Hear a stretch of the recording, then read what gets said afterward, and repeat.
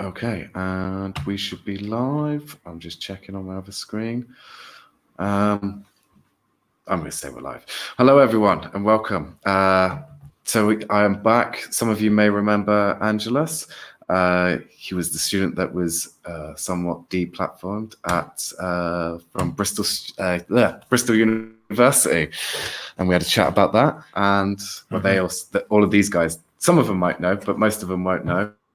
We met in Nicosia recently, but we also sat down and talked about the main conversation of tonight, what happened with Cyprus and why it's a divided country and two sides. But today, we're not going to be talking we probably will talk a little bit about that, but today we're actually going to be talking mainly about the northern side and what today all means. So, how are you doing, first of all? I'm good, Jamie. Thank you. Thanks for inviting me to your podcast. It's great to see you again. It was great to meet you back in August, September when we met.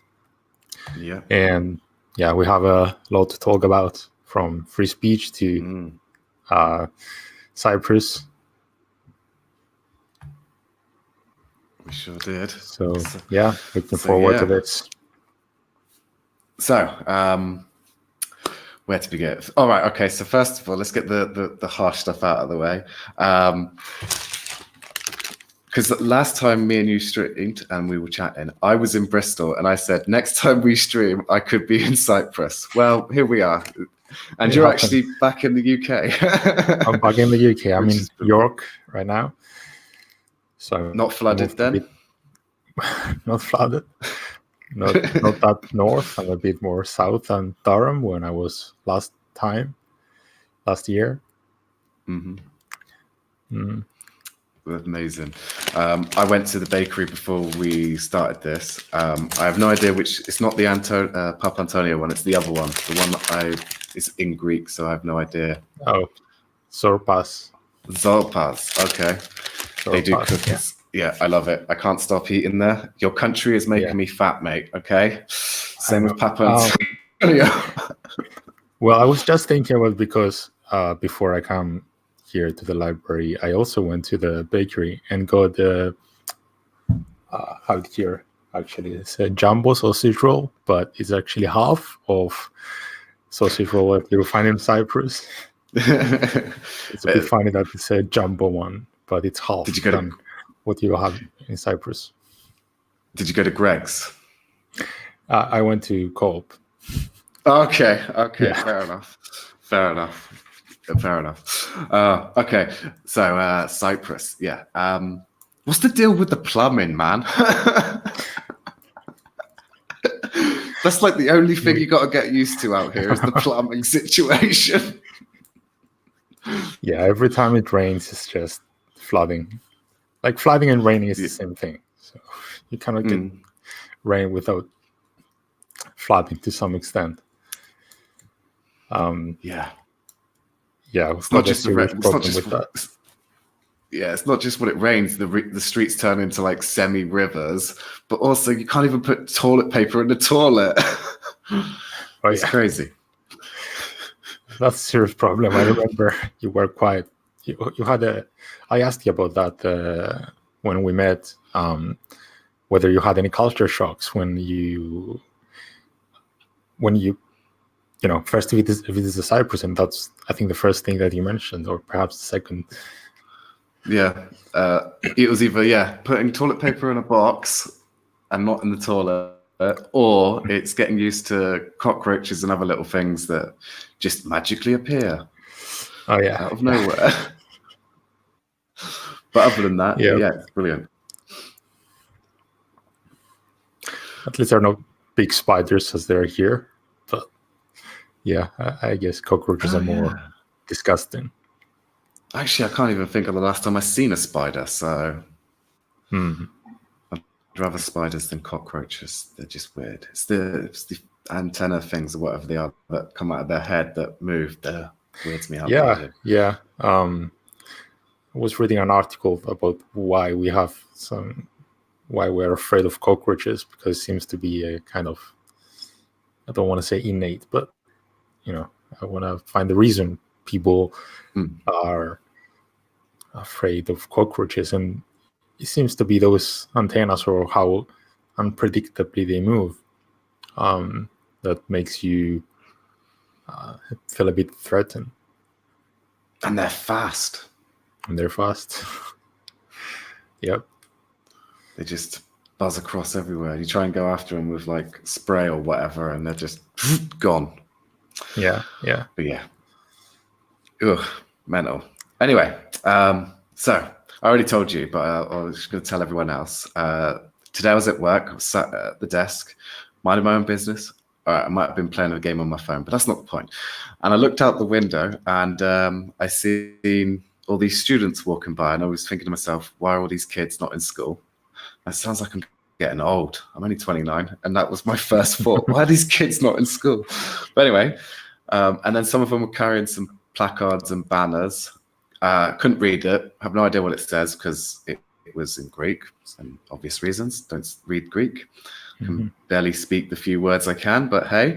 And then obviously a bunch of kids with flags started going by. So I was like, okay. I asked my mate. She had no clue. So the next best stop, if all else fails, is to type in Google. So I just typed in 15th of November, Cyprus. And I lost the page. I had it here a second ago. Yep, this is what came up. North Cyprus Republic Day. And so I asked Angelos to come and join us and talk all about it and tell us what is all about today.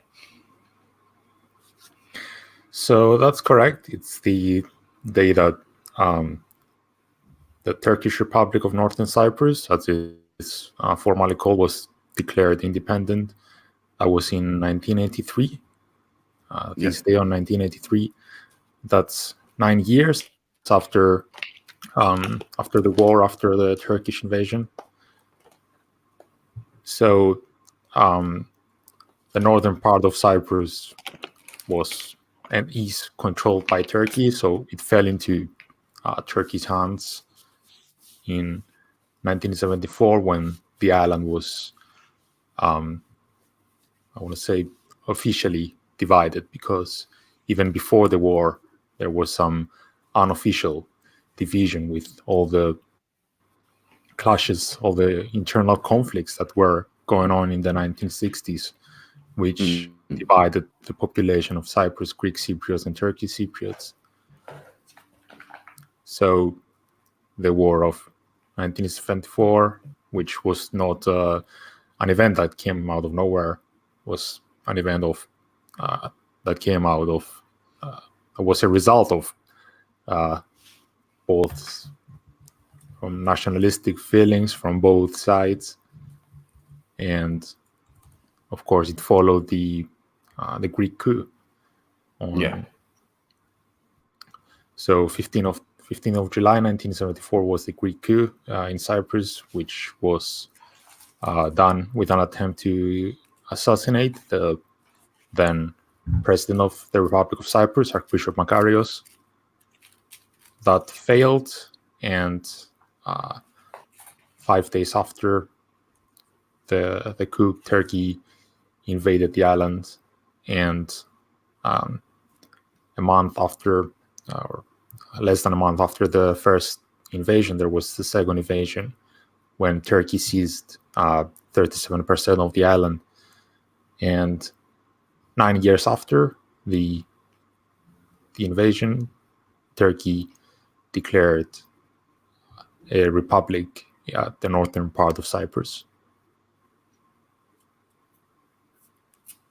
And that's pretty much where it is still. I've been over there. They have their own flag. Well, speaking of flags, actually, when you drive from anywhere to Nicosia, basically, obviously from the south side, the Republic of Cyprus side, and you drive into Nicosia, you see two, well, you know this, you've probably seen it millions more times than I have, but two massive flags, the Cypriot Turkish flag and then the actual Turkish flag next to it, and they are massive. And if you drive there at night, you see it even more because there's lights all around it, lighting it up like the biggest Christmas tree you've ever seen ever. Yeah, and those actually are the biggest flags, or the second biggest flags in the world. Really? Hmm. Why do I feel like Pyongyang in North Korea is the place where the first biggest one is?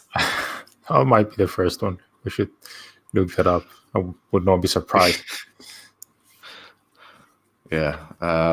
So yeah, you go there and you see that, and yeah. So I was looking this up earlier. So they're like what is it? Where did I see that thing earlier? So they created their like state. I think they called it the Constitution on the 5th, and then they ratified it as of the 15th, and it was signed by 40 Turkish Cypriot Parliament members. Mm-hmm. What else can you tell me about it?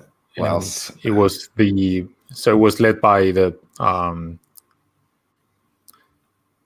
by Rauf Denktash, who was at the time the Turkish Cypriot leader, and who continued to be the Turkish Cypriot leader until the early 2000s, when he took part in all of the negotiations for solving the Cyprus problem.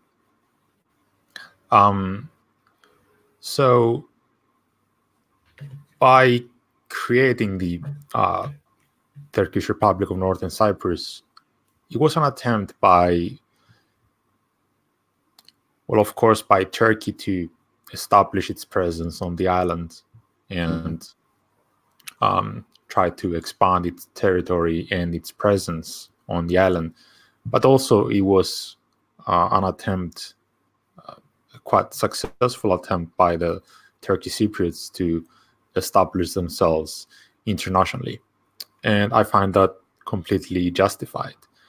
As a population which was continuously, I would say, persecuted by Greek Cypriots, and by Greek Cypriots who wanted to unite the island with Greece, and thus exclude Turkish Cypriots from any from the Republic of Cyprus or with possible union with Greece. The presence of Turkish Cypriots, their representation, and their international recognition and presence was threatened. And this happened way before 1983. It actually happened 20 years earlier, in 1963, when Turkish Cypriots left the Republic of Cyprus parliament after Archbishop Makarios, who was then also the president of the Republic of Cyprus, issued 13 points which he wanted to change in the constitution. Which lessened the impact that Turkish Cypriots could have in decision making in the island. So they were 13 points to lesser their involvement. Exactly. Right, okay.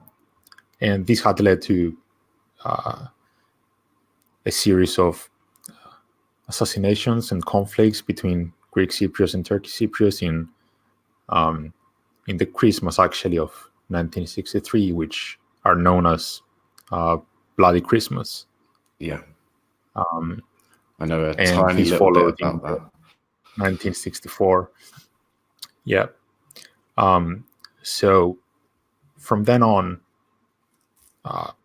Turkish Cypriots started moving into certain areas of the island, gradually going to the north.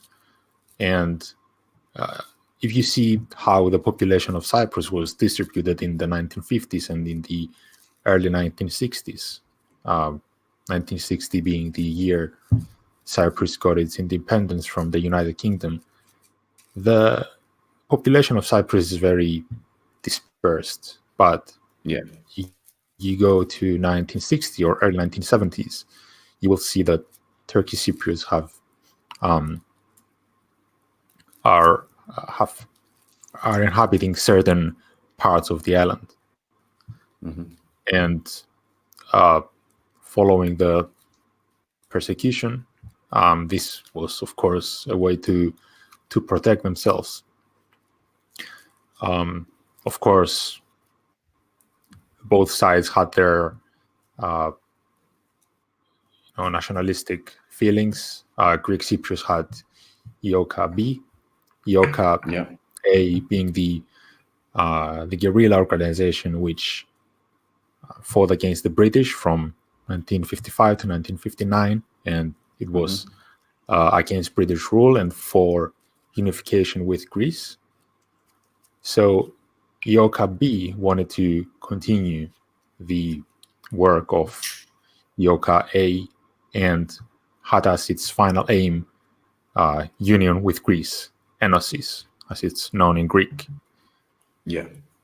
Now, of course, this wasn't in favor of the Turkish Cypriots, and Turkish Cypriots themselves wanted to partition the island, the policy known as Taksim. So you have the biggest proportion of the population wanting to unite the island with Greece, and the smaller proportion of the population wanting to divide the island. So this led to a series of conflicts in the 1960s. We had the involvement of Russia, of the United States of America, which was, of course, it was also the period during the Cold War. So one should expect that both superpowers would get involved. Turkey would at some point intervene in the situation and threatened that it would invade the island, but it was stopped by the United States. And there had been different attempts to solve the Cyprus problem from the 1960s. Most Cypriots, unfortunately, have the belief that the Cyprus problem started in 1974 with Turkey's invasion. But this is far from true. The Cyprus problem started early in the 1960s when the first problems with the Republic of Cyprus and its constitution appeared. And that's something that's still going on today, isn't it?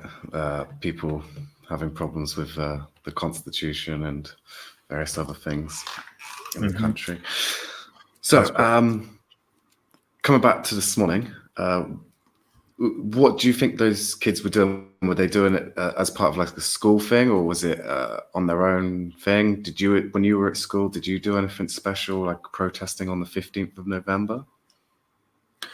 I didn't, because so I went to a private school, and private schools don't get involved in these protests and wouldn't allow you at that point to go and protest. So these kids today that you saw were out of school mainly because of they wanted to protest against the creation of the Turkish Republic of Northern Cyprus. And if you had attended the demonstrations, you would have seen the division between the students that exist. Students were not going to the demonstration as a unified body. I'm sure you've seen both Greek and Cypriot flags. So you can easily distinguish that those who were holding Greek flags were of the right-wing ideology, and those who were holding just Cypriot flags were of the left-wing ideology. So as you said previously, the situation that I described that took place in the 1960s continues until today, but it's not just the situation, but also what people believe and what's going on in the minds of people.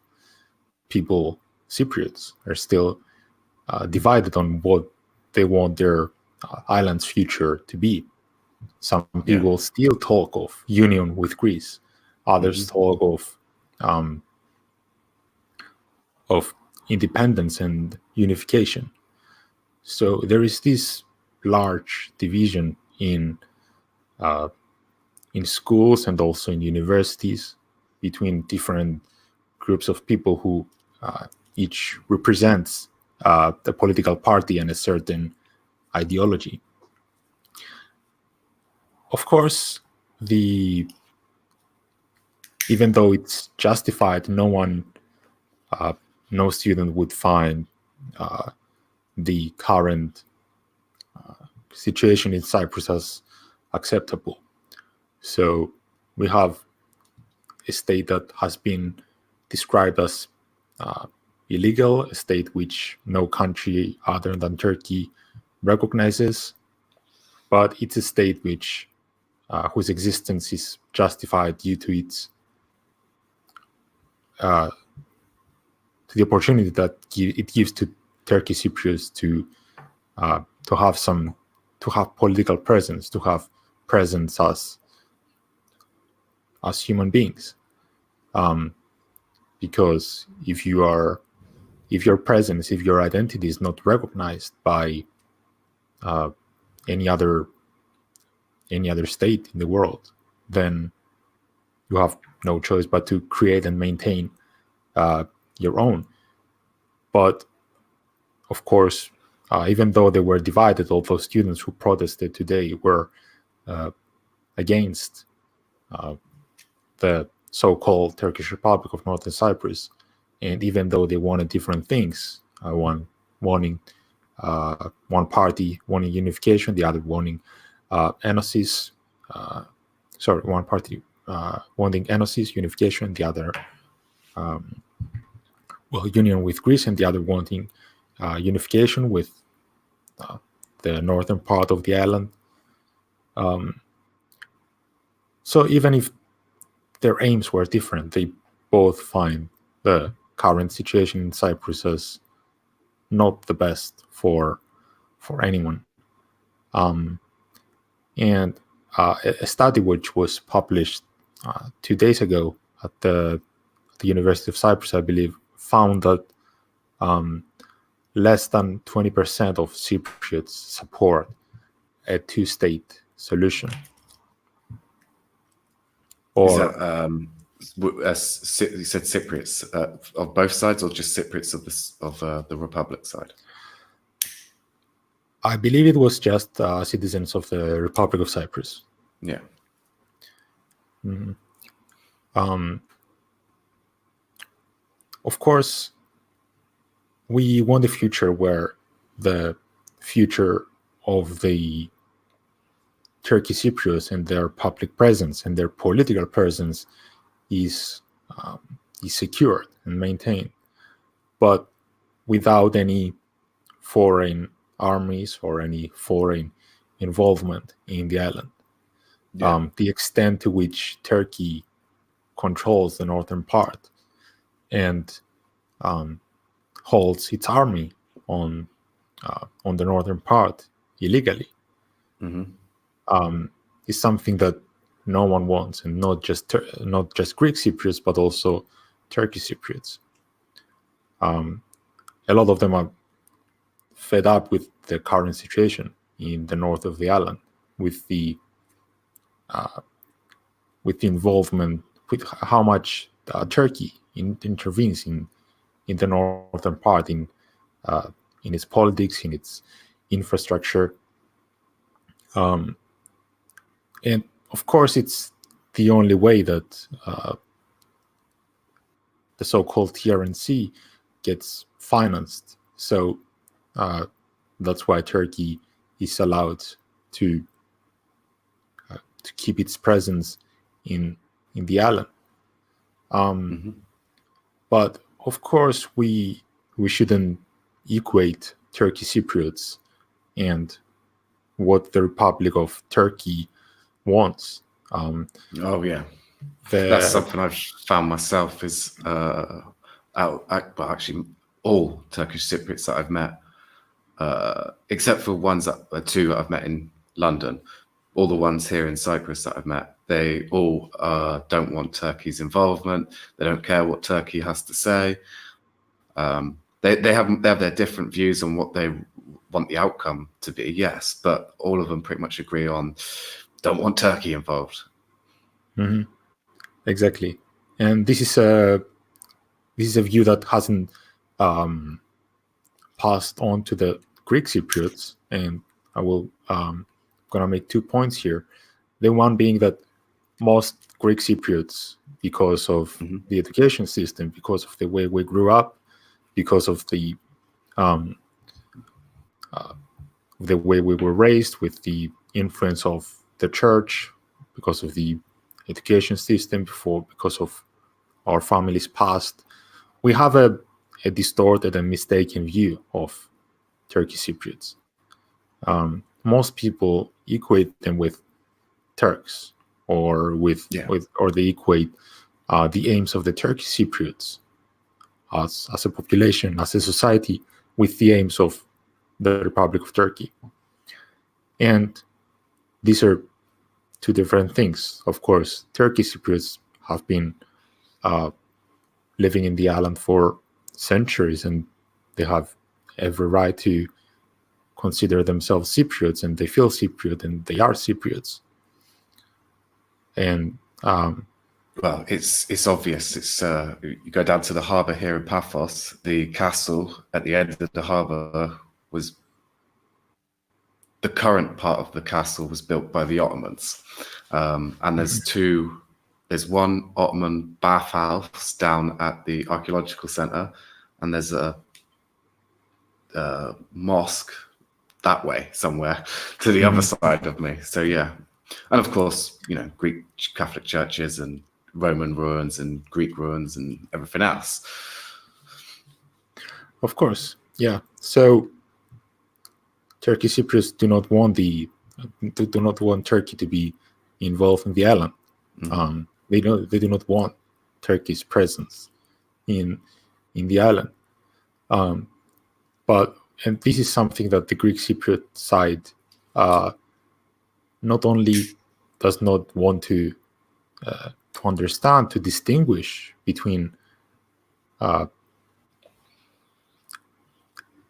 the culture and the historical background of the Turkish Cypriot population, which is much more similar to the Greek Cypriot historical background. And there were even studies that show that the DNA of the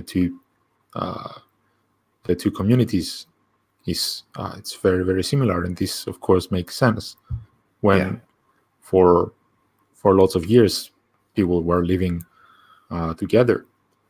So both the government of the Republic of Cyprus and the Greek Cypriots need to understand how Turkish Cypriots are against Turkey's involvement in the island, and also understand that perhaps what feeds Turkey's involvement in further involvement in the island is the nationalism that's expressed from the south side, from the Greek Cypriot side.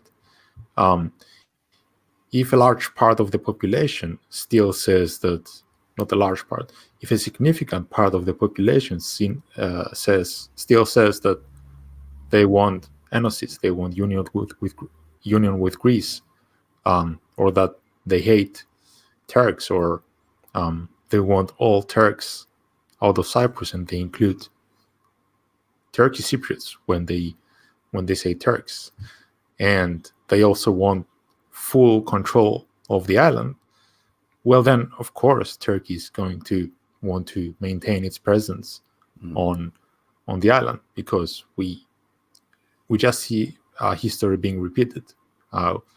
We just see Greek Cypriots wanting the full and absolute control of the island, disregarding Turkish Cypriots, and promoting an idea which is very extremely idealistic union with Greece.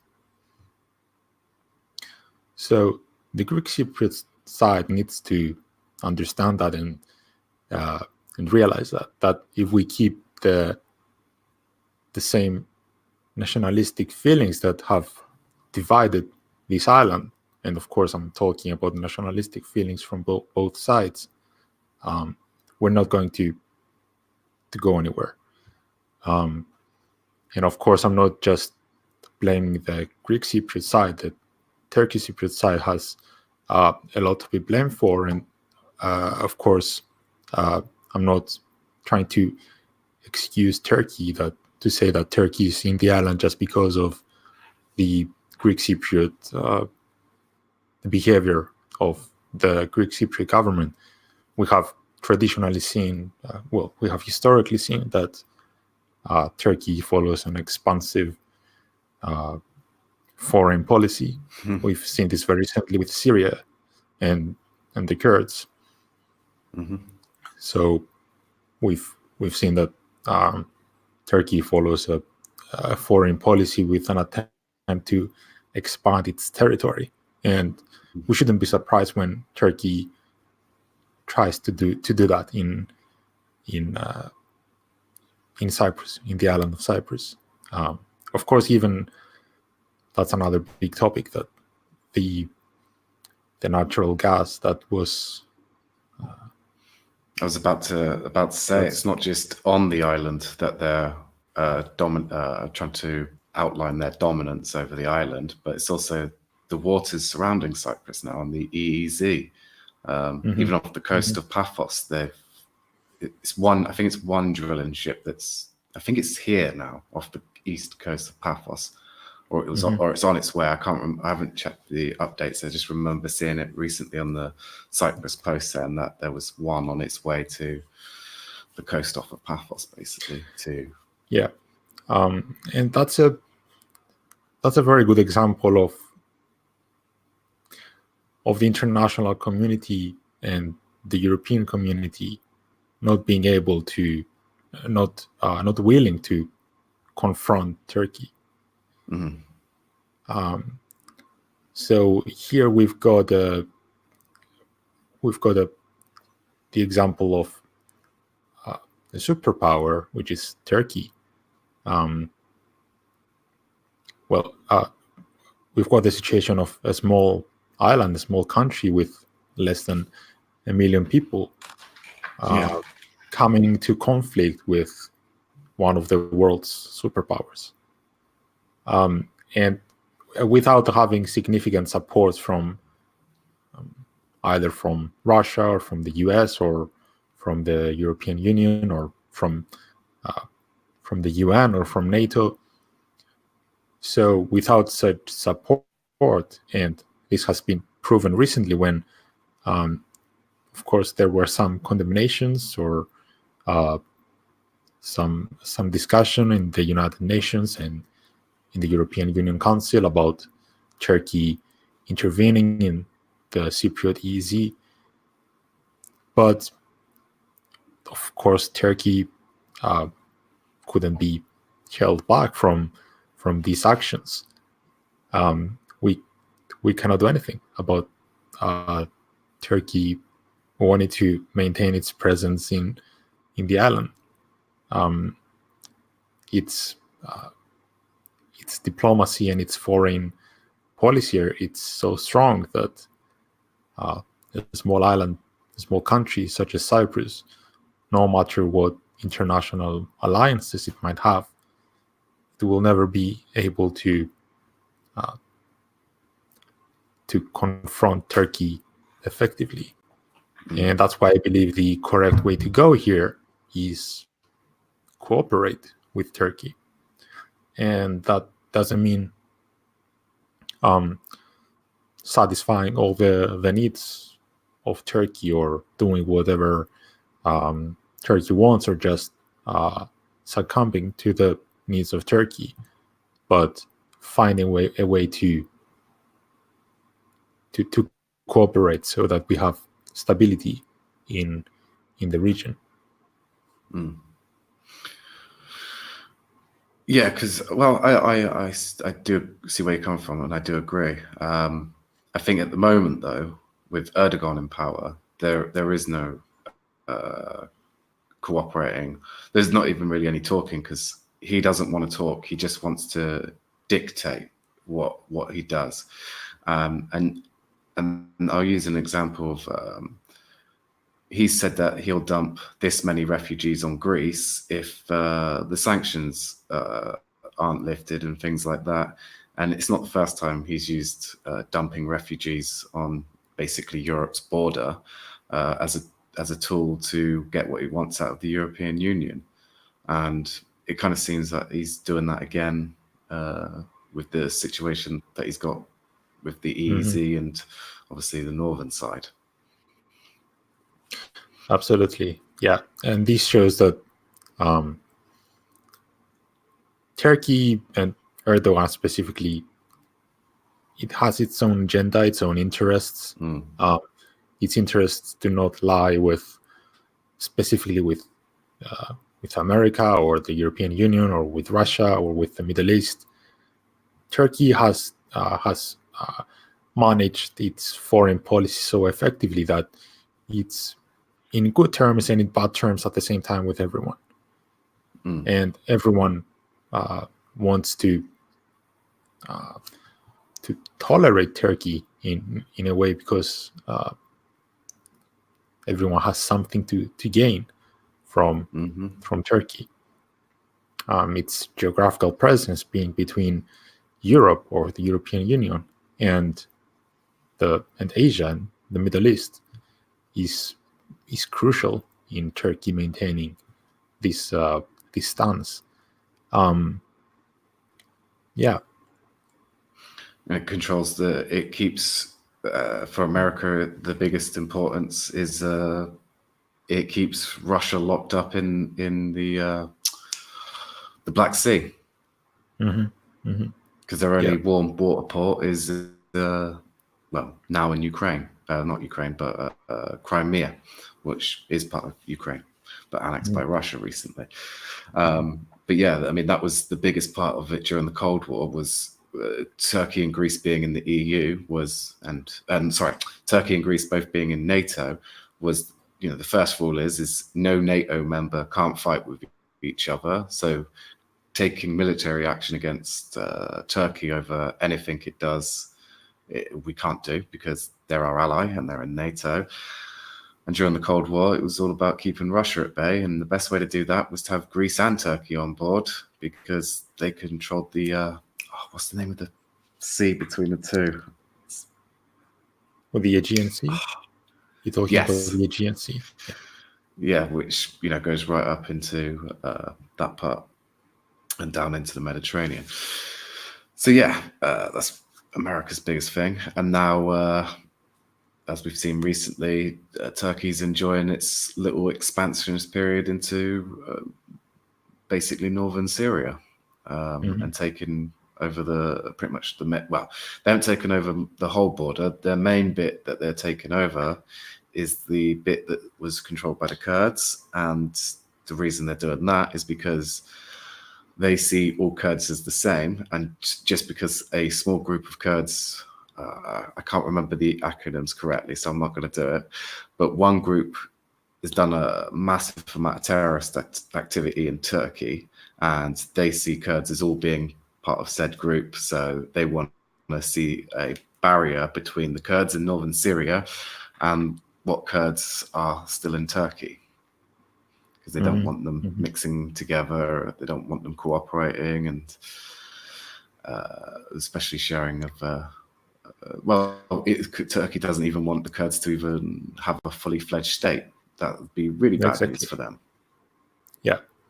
And of course, we see the world's superpowers are holding a neutral stance towards what Turkey does. Let's not forget that the Turkish invasion in Syria recently started with America withdrawing its troops. So we didn't see any condemnation from the European Union. We actually saw a NATO wishing Turkey, hoping the operation in northern Syria goes well. That's what was NATO's statement was when Turkey invaded Syria recently. So we see this expansive policy of expansion by Turkey, and Turkey is not gonna. Erdogan is not gonna beg anyone for liking Turkey. Last year or the year before, when the negotiations with the European Union seemed to collapse in respect to Turkey joining the European Union, Erdogan just told the European Union, if you want to go your way and I go my way, let's do that. Yeah. He's not gonna beg anyone. He has the power, and he's gonna use it, even if it's using human lives, as you mentioned previously, using thousands of refugees as a political tool against sanctions. And he's also recently started using the captured ISIS fighters that they've got in their possession as bargaining chips, where they're like, oh, if you don't take them, well, we're not going to look after them. Not look after, but imprison rather. So basically he's saying, do what I say, or I'm letting this, however many they've got, even if it's 100 of them, back on the streets into Europe. And that's the thing, is they're going to get dumped into Europe. He's not going to dump them in Turkey or dump them into Syria or something. Oh, no. It's going to be into Greece, Cyprus, or wherever else. Yeah. He knows perfectly well how much Europe is. European nations are scared of those terrorist groups and Islam, and of getting Islamicized, whether this is an irrational fear or not. Turkey uses that for its own benefit. Yeah.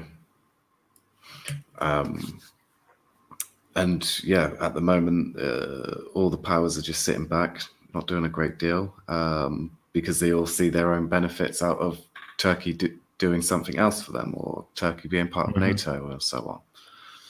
Exactly. They have no interest in confronting Turkey. One of my friends got a little bit excited a couple of months ago because Turkey was going to buy, well, Turkey has, I think now, I'm not totally sure on that bit, but at the time they were planning on buying anti-aircraft missiles. I think it was the S-400s from Russia.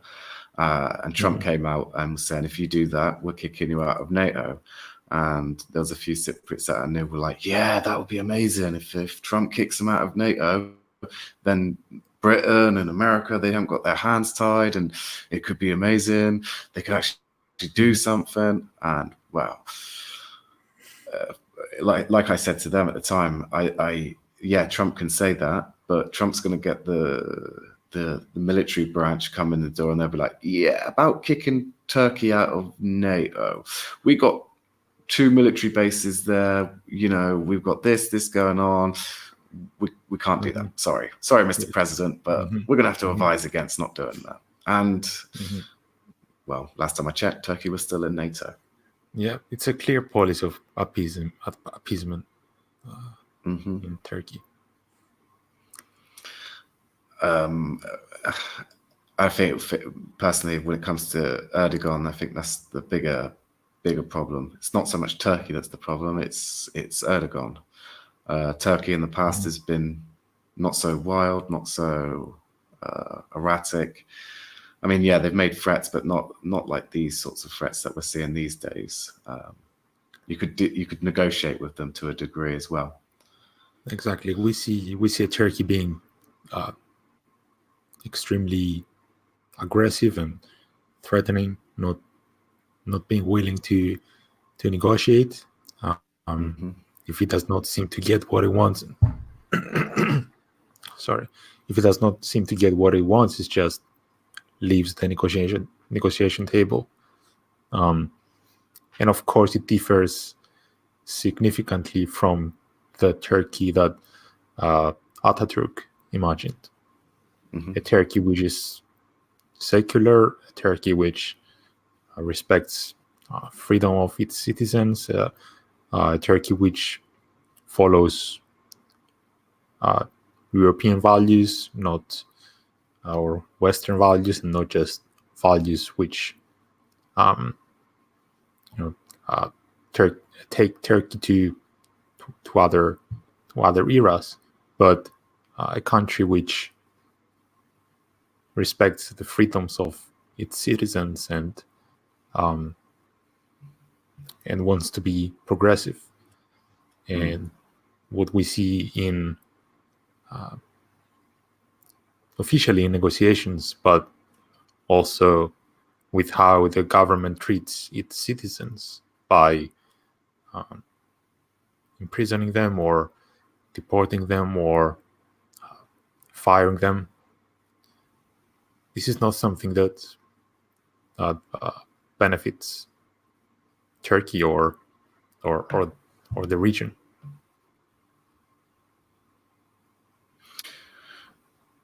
Yeah, pretty much. And really, Erdogan, I think Erdogan, well, two things. First of all, he's been creating this new Turkish Islamic identity over like the last 15 years, more so in the last sort of 5 to 10 years. You see it more in broadcasts that he does, calls to prayer. He puts a lot more stuff from the religion of Islam into his political messages and whatnot, and that's his identity.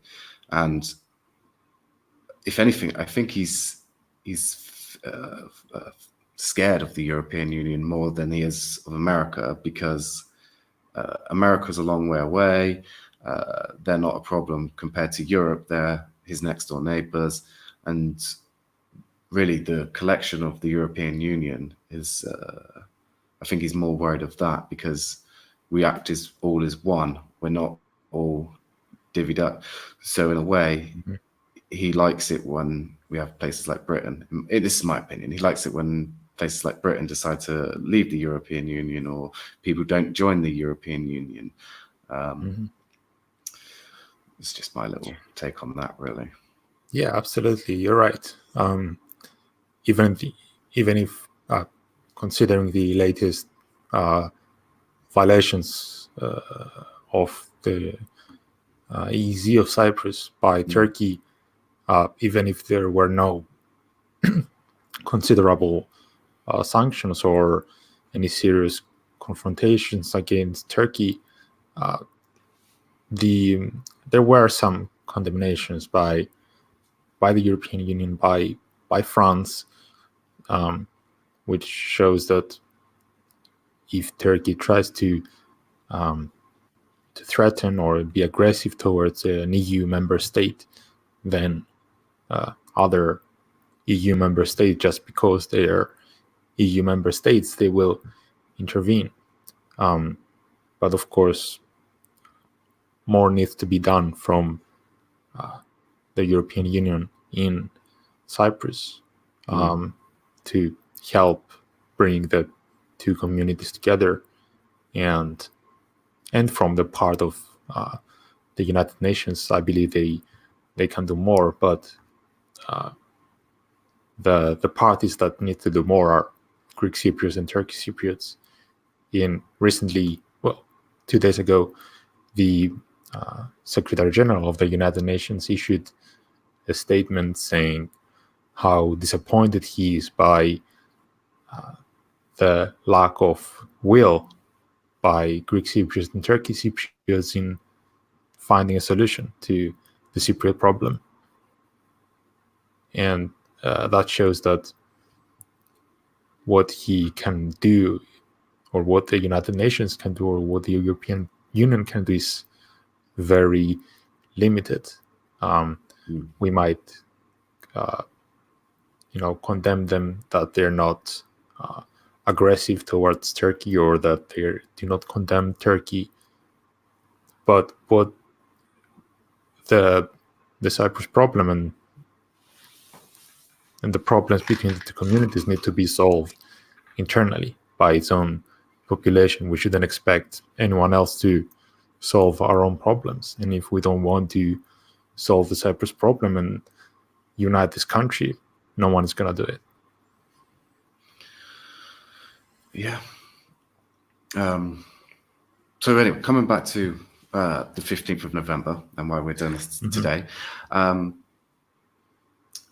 Obviously, when you were living in Nicosia, did you, because obviously surely there'd be mass celebrations on the northern side celebrating independence and all that stuff. So did you see things like fireworks, stuff like that, hear music, parades? Tell us what you've seen and heard. Yeah, there is, of course, there are parades and parades taking place in the north side. You don't hear much unless you are in close to the border. What you might hear is, I'm not sure if there were any this year, but F-16 planes coming from Turkey for the parade.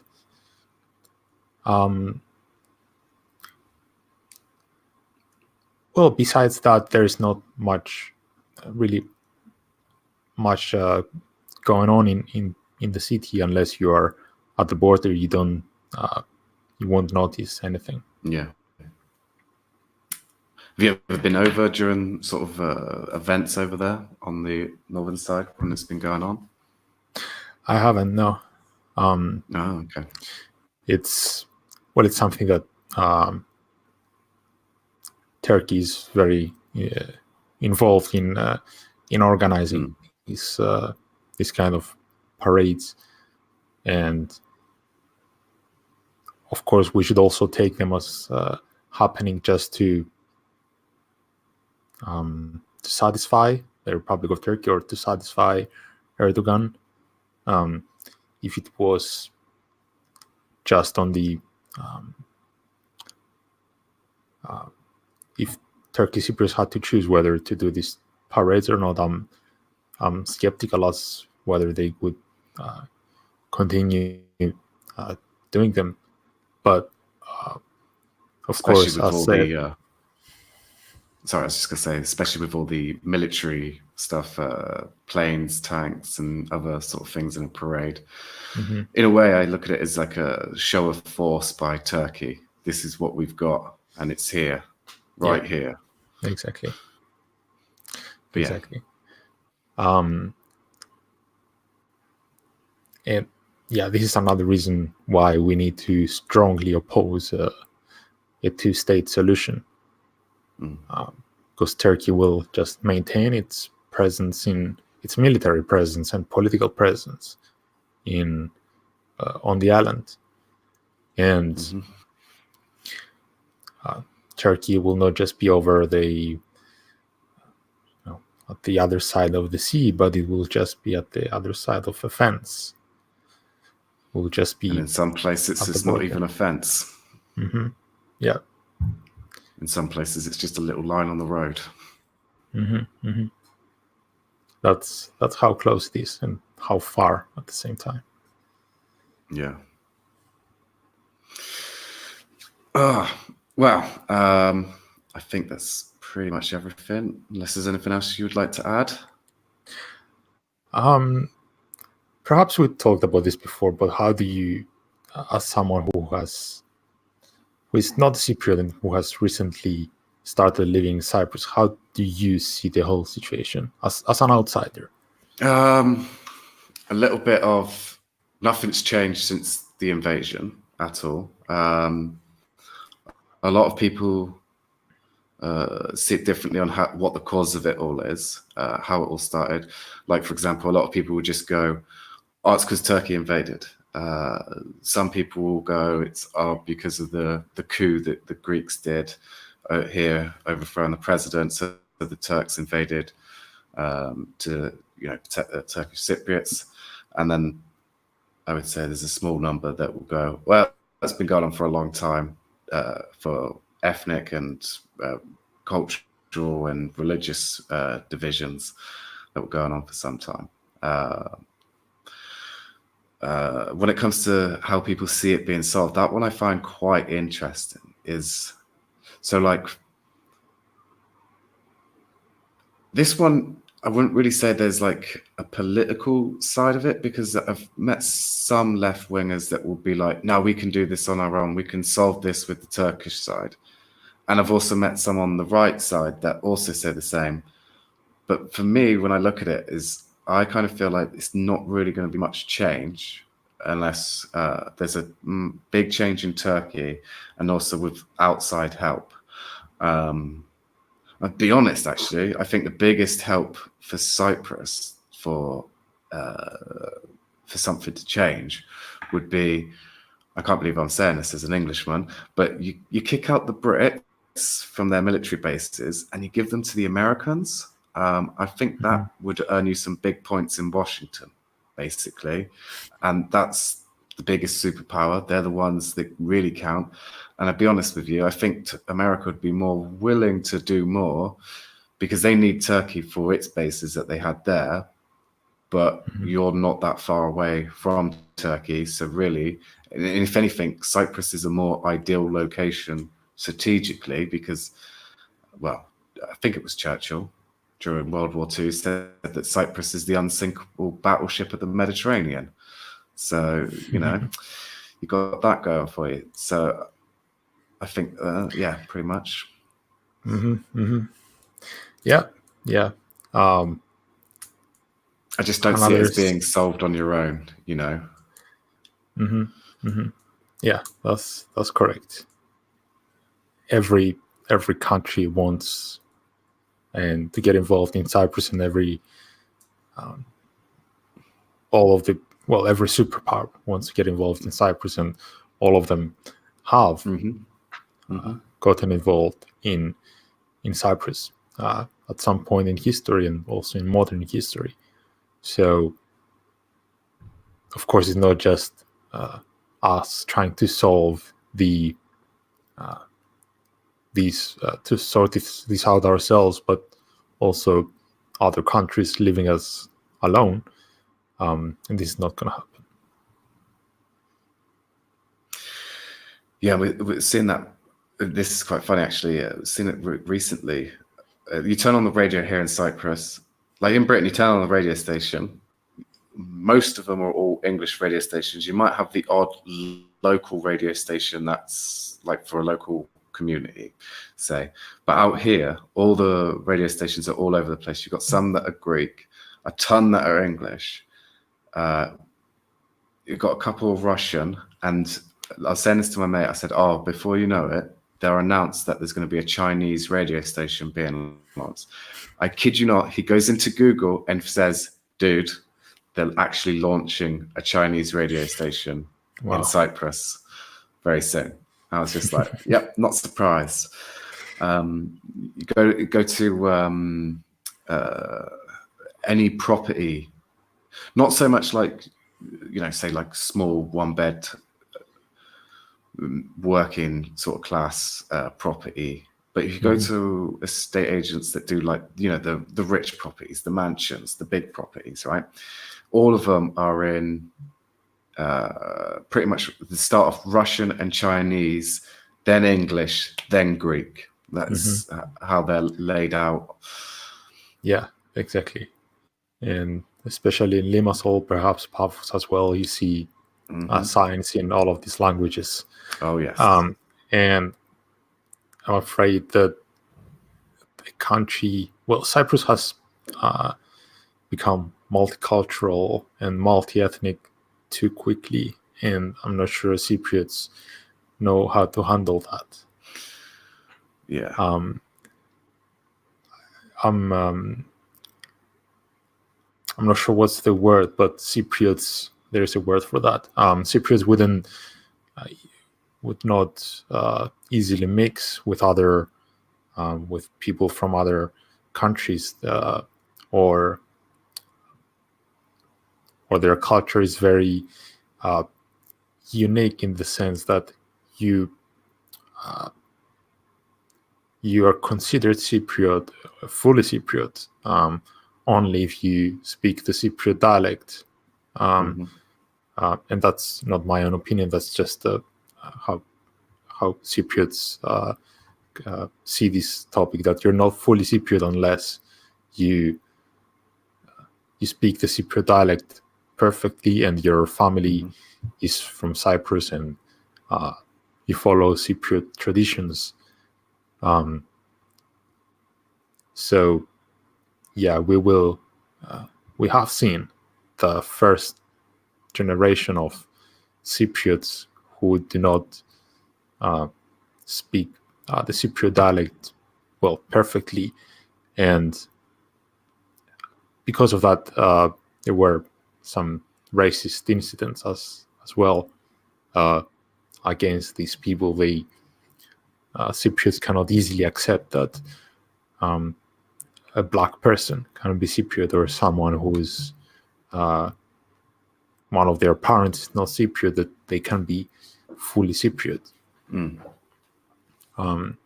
So yeah, I'm curious about how all these sudden how Cyprus suddenly becoming so multicultural will be perceived by future generations of Cypriots. And you kind of see it as well. If you look back, say 30 years ago, the only foreigners that Cyprus had were the English, pretty much. And now it's all over the place. You've got Filipinos, Thais, all of this all over the place. Chinese, Russian, Europeans, a lot of Ukrainians as well, actually. And then also you've got a lot of Cameroonians, Pakistani, no, mainly Indians, not so much Pakistanis. I only think I've met one Pakistani. Met a lot of Sikhs and Hindus, especially here in Paphos. And yeah, sadly, Cypriots do not allow them to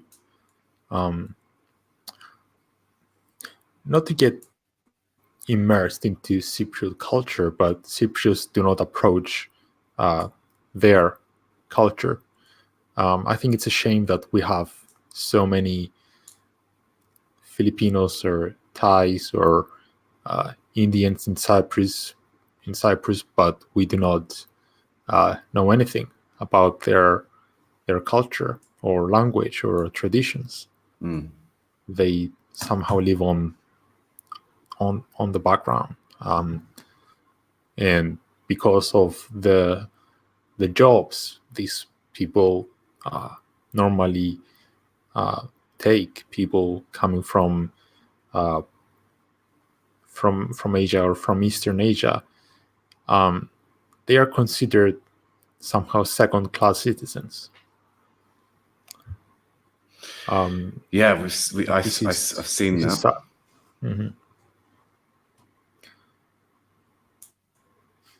For example, I'm sure there are more Filipinos and people from Sri Lanka and Cyprus than Russians or Chinese, but you don't see signs in their languages. You only see signs in Russian and Chinese. So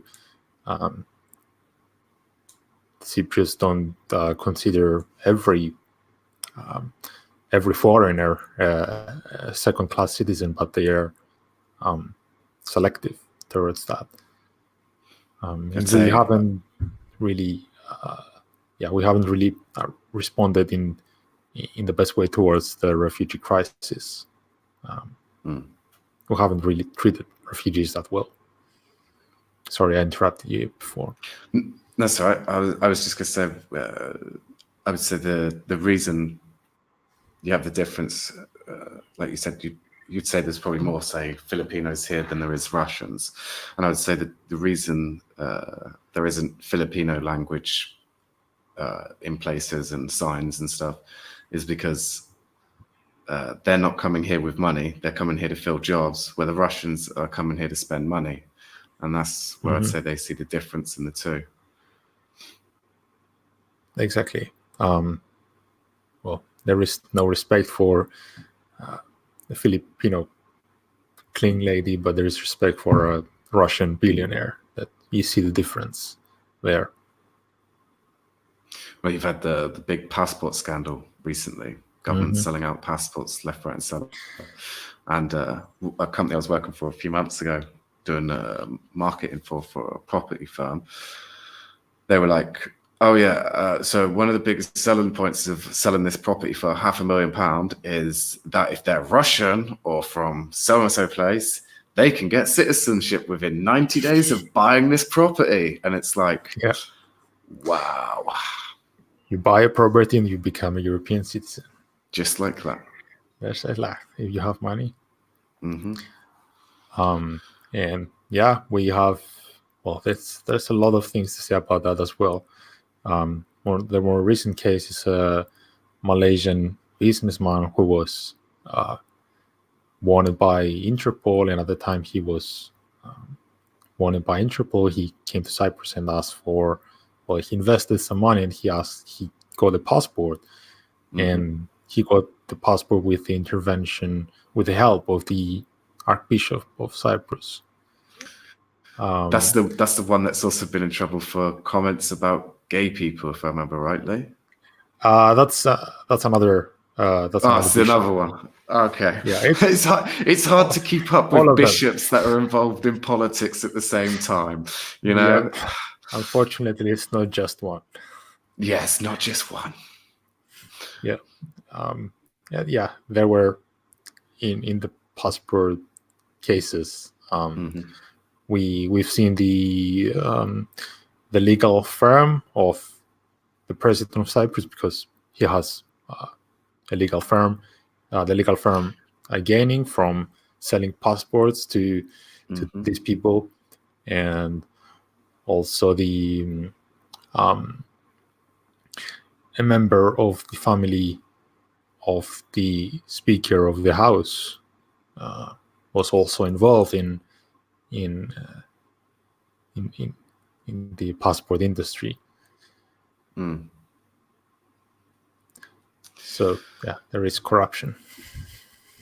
Oh yeah, you get corruption everywhere. I think Cyprus has just got a little bit more corruption. Well, it's recently got featured in a Netflix film, so because of the corruption. Yeah, I heard that. I haven't seen it. I should check that out at some point. I'm sure that'll be extremely interesting. Yeah, at least it's getting some publicity, not necessarily positive. That's definitely true. But hey, anyway, I'll leave you to it because I know you've got stuff on. I've got things on. This has gone on for over an hour already. I'm sure we could spend years sitting here talking about this, or there's so much to talk about when it comes to Cyprus. What is the name of the Netflix film? It's called Laundromat. Laundromat. Okay. Laundromat. Definitely. Yeah, go check that out for sure. Also, everyone watching, go check out Angelos's podcast channel. Link is in the description. I put that there. I'll also dump it in the chat. Thanks a lot. Thank you. I'm actually a little bit behind. I haven't seen like the last 2 or 3, but normally I do try and catch them when they come out, but I've missed the last couple because I've been busy with work, but I will catch up. But I did enjoy the animal rights one and talking about veganism. Thanks. There were 2 of those. Yeah, there was actually. I was thinking of the first one that you did. Yeah. It's like the 3rd or 4th episode. But yeah. Well, thank you everyone for coming. I'm going to end this. And thank you very much. No worries.